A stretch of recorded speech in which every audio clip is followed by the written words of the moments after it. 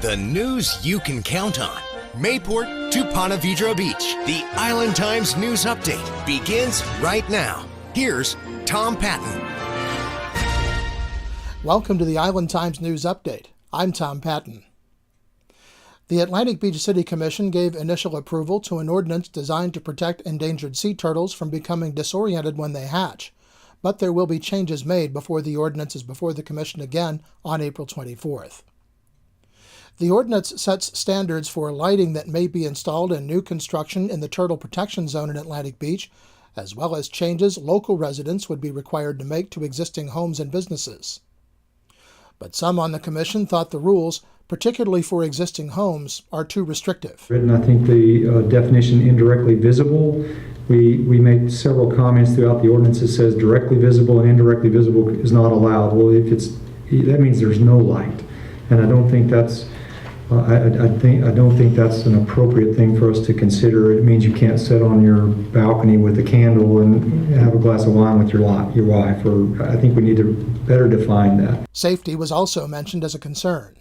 I really don't know how dark we want our beach to be in general, so I want to explore the possibility of us being a little bit liable for in-zone safety and that sort of thing. So I see the fixtures that point the light down, and I see the tools available to do that, but we have to come into compliance. The city has a requirement to a mandate to provide a certain level of public safety. Commissioner Blythe Waters said that while compliance has been good, we can always strive to be better, but we can make life on staff easier. The other thing is that when we have one of the few infractions that BSTP reports, we now actually have a process in place for code enforcement. So it seems like there are a lot of benefits, and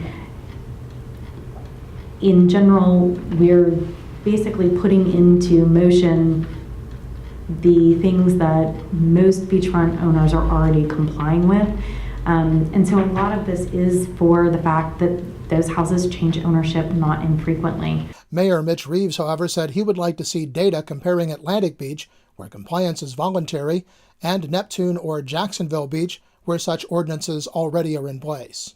How many actually citations have they written on those ordinances? I'd like to see the real data on spread it out more over a period of time and not just to pick a couple of years. I'd like to see what the data. And my personal opinion, and this is only my opinion, is we as a city has failed to continue to educate our homeowners, the hotel, and visitors about protecting our turtles. And we've already talked about this and we've heard about it.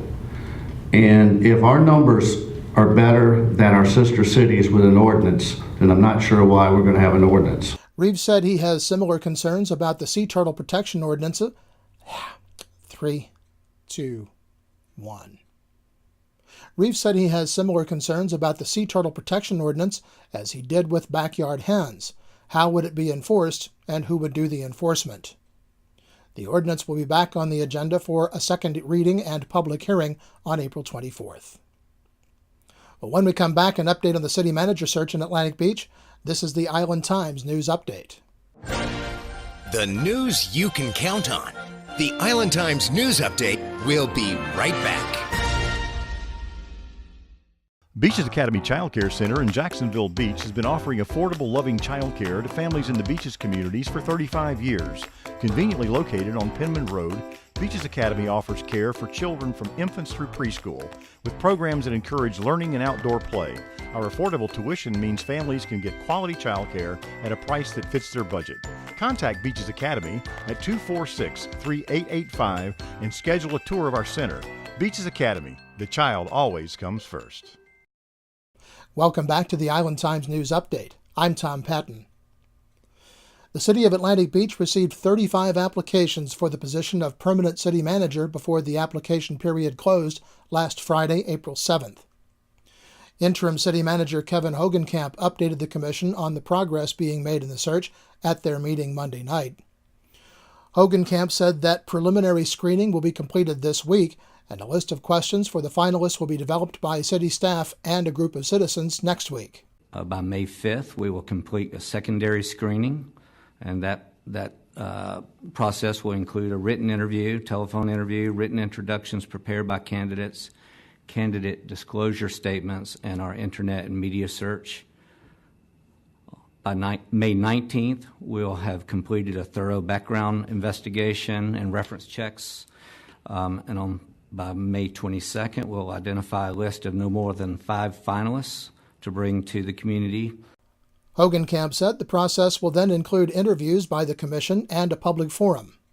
The earliest the Commission could make a selection would be June 5th. Hogenkamp is not eligible for the full-time position due to the agreement he made with the city to take the job on an interim basis. However, the Commission is preparing to offer the full-time position of Deputy City Manager to Hogenkamp. The Commission has continually praised Hogenkamp for the job he's done as interim, and they feel he is an employee they would like to retain. The Commission is still finalizing the job description and compensation for the position. Neptune Beach has been accepting resumes for a person to fill the seat of Councilman John Jolly, who announced that he would be resigning from Seat 5 on the council at the end of the month. Interested persons need to be a resident of Neptune Beach and a registered voter in the state of Florida. The council will interview the candidates for the seat at their workshop meeting Monday night. They will select Jolly's replacement at their regular meeting May 1st. As we produced the program, a list of the candidates who had applied for the position was not yet available.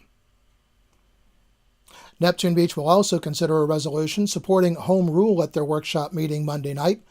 The bill opposes several bills in the state legislature that would place restrictions on what local governments can do concerning such issues as placement of cell phone towers and short-term vacation rentals. In just a moment, we'll check the weather for the weekend and early next week. This is the Island Times News Update. Charlie's Tropic Heating and Air Conditioning in Atlantic Beach offers a full range of residential and commercial heating and air conditioning services, from new installation to replacement and remodeling. Charlie's Tropic Heating and Air Conditioning can keep your home comfortable year-round, and they offer preventive maintenance contracts to keep your system running at peak efficiency. Charlie's Tropic Heating and Air Conditioning is an authorized Bryant dealer and will service all brands. For year-round comfort in your home or business, contact the original Charlie's Tropic Heating and Air Conditioning at 241-1788. The news you can count on. Mayport to Ponte Vedra Beach, forecasting your beaches.